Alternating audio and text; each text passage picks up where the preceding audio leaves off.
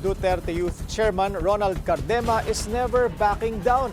Kung hindi raw kasi sila bibigyan ng pwesto sa Kamara ngayon, Senado ang target niya sa 2028 elections. Ang detalye sa agenda report ni Joash Malimban. Kung hindi ipoproklama bilang isa sa mga nanalo sa party list race, tatakbo si Duterte Youth Chairman Ronald Cardema sa Senado sa 2028. Yan ang inilabas na statement ng grupo matapos magpasa ng motion for reconsideration sa naging desisyon ng COMELEC 2nd Division na kanselahin ang kanilang registration. Giit ni Cardema, biktima sila ng pamumulitika. Yung mga kasabay naman namin party list, merong kaso ng terrorism, merong kaso about drugs, merong mga plunder, madami, about plunder and corruption. Tapos meron pa about citizenship. Hindi naman sila pinigilan, nakaupo naman. So yung halata mo talagang pinupoliticize ka lang. Nagprotesta naman sa harap ng COMELEC ang Kabataan Tayo ang Pag-asa o KTAP, ang youth election watchdog na muling bumuhay sa nakabinbing DQ petition laban sa Duterte Youth. Panawagan nila sa COMELEC Anbank, tuluyan ng ibasura ang registration ng Duterte Youth.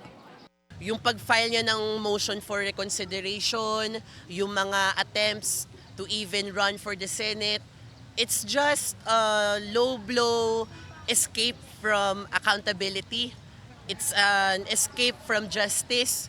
But then again, andito ang mamamayan upang hatulan siya ng tunay na demokrasya at hustisya. Ang mga Duterte, mga allies nito, katulad ni Cardema, na tinatakasan ang batas na mayroon tayo, humanda kayo. Kasama ng KTAP sa protesta ang Gabriela Women's Party List na nasa 55th place sa party list race. Pero may tsansa itong makapasok sa Kamara kung tuluyan ng madidisqualify ang Duterte Youth. Sa loob ng 21 years na nakaupo ang Gabriela Party List sa Congress,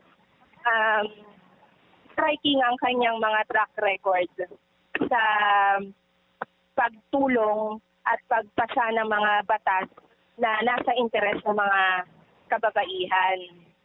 At saka siya lang talagang natatanging boses na tumitindig. Kasalukuyang nakabinbin sa Anbank ang apela ng Duterte Youth. Sakaling sang-ayunan nito ang desisyon ng 2nd Division, handa raw ang grupo na iakyat ang issue sa Korte Suprema. Para sa agenda, Joash Malimban, Billionaire News Channel.